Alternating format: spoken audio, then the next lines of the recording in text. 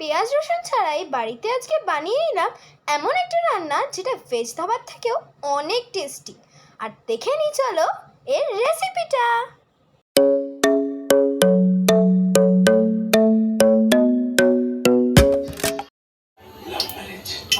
কড়াইতে প্রথমে তেল দিলাম।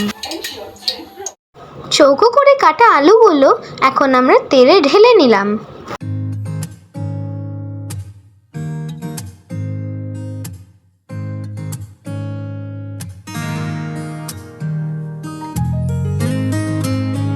এবার হলুদ দিয়ে আলুগুলোকে একটু ভেজে নেব। এবার ভেজে রাখা আলুগুলোকে সিদ্ধ করে নিচ্ছি। নেক্সট পনিরে হলুদ মাখিয়ে নেব। হলুদ মাখিয়ে রাখা পনিরগুলোকে ভেজে নেব। ভেজে রাখা পনিরগুলোকে এবার আমরা একটা ডিশে তুলে নেব। এবার কড়াইতে তেল ঢালব। আগে এলাচ আর দারচিনি বেটে নেব। বেটে নেওয়ার পর বাটা এলাচ দারচিনিকে আমরা তেলে ঢেলে দেব এবং স্বাদ মতন তেজপাতাও দিয়ে দেব।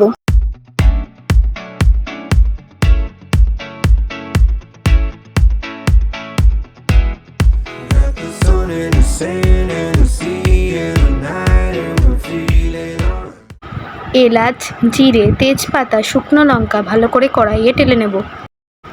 এবার আমরা এভারেস্টের হিং মশলা ব্যবহার করব।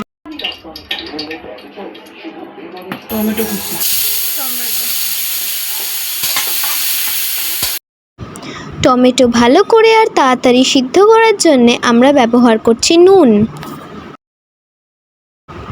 এবার ঘরে তৈরি করা লঙ্কা বাটায় জল মিশিয়ে কড়াইতে ঢেলে দেব। এবার ধনে বাটা জিরে বাটা আর আদা বাটা দিয়ে ঝোলটাকে ভালো করে কষিয়ে নেব।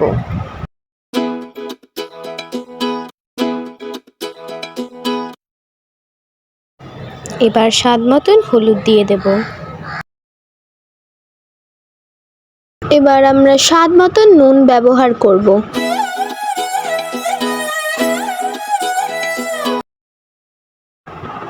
এবার ভেজে রাখা পনির আলু সয়াবিনকে আমরা ঝোলে ঢেলে দেব।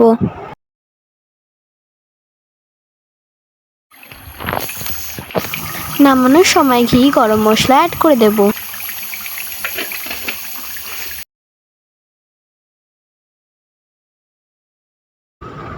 রান্নাটি শেষ হলো, নোটে গাছটি মুড়লো।